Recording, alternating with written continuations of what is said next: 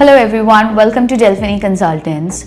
So today we will discuss regarding the documents required for Hungary student visa. So first of all, you need to fill in Appendix 14 form, which is an application form for Hungary residence permit.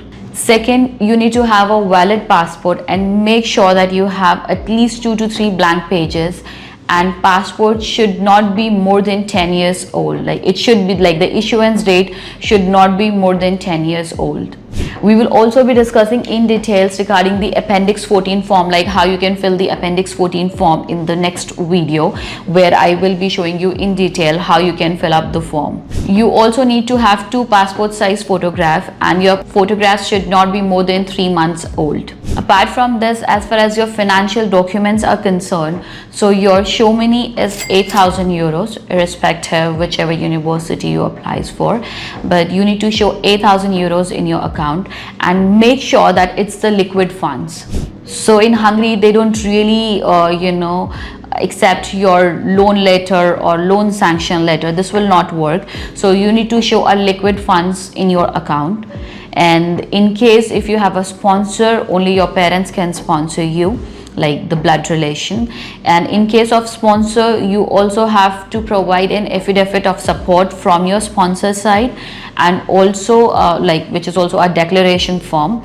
Apart from this, you also have to show an ITR of your sponsor. But in case of self-funding, if you're showing the funds in your own account, in that scenario you do not have to provide ITR, or you do not have to provide any kind of affidavit or support. In case of self-funding, only the 6 months of bank statement is required, and there is no locking period that you need to show funds this it should be 28 days old like UK, or it should be 3 months old. There is no as such legal requirement. It can be the new funds. However, it is always advisable that you need to maintain the funds in your account, because High Commission will see your last 6 months bank statement. So it should not look like that you have transferred the funds just to get the visa.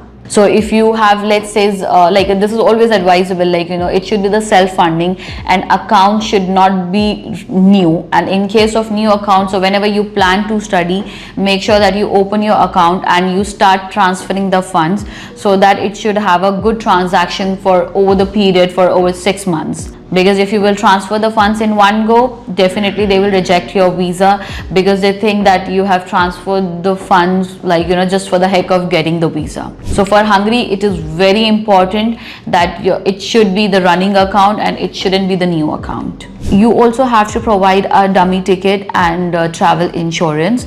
So dummy ticket and travel insurance dates depend on which intake you have applied for and when is your classes starting. So as per the invitation that you will receive from the university, it will also mention your course start date. So for example, if your course start date is, let's say, September 15th, then make sure that you have at least September 7th or September 1st, at least a week or 2 weeks prior, like your travel insurance date and as well as your dummy flight ticket dates. You will also have to submit your invitation and the accommodation letter to the High Commission. These 2 letters you will receive from your university. So once you'll pay your tuition fees, your university will provide you with the invitation that they are inviting you for so and so course, and this is your course starting date. Apart from this, they will also be providing you with the accommodation letter, because for the residence permit you need to have at least a permanent address, and you need to show to the High Commission that you will be staying on campus. Even it is not mandatory for you to stay on campus, but these 2 letters have to be mandatory from your sponsor, from your invitation university side.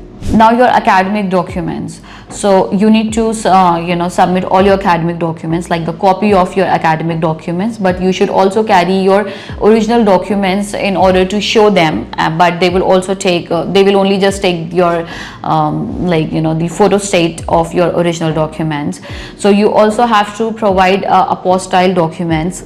Your last education document should be apostilled, which means if you are applying for a bachelor's course, your 12th documents should be apostilled, and if you are going for a master's course, then your bachelor's final year documents to be apostilled, or probably your degree needs to be apostilled. Apart from this, police clearance certificate, PCC, that you need to get it from the passport office, that also need to be apostilled. and then your birth certificate, your date of birth certificate. If it is not in English, then you do translate it in English, and then you have to provide the apostilled copy of your date of birth certificate. Along with this, you also have to provide your resume. It should be an updated resume and a cover letter. So cover letter is basically a kind of a statement of purpose, which I think you also submit in your university or in your college, wherever you will apply.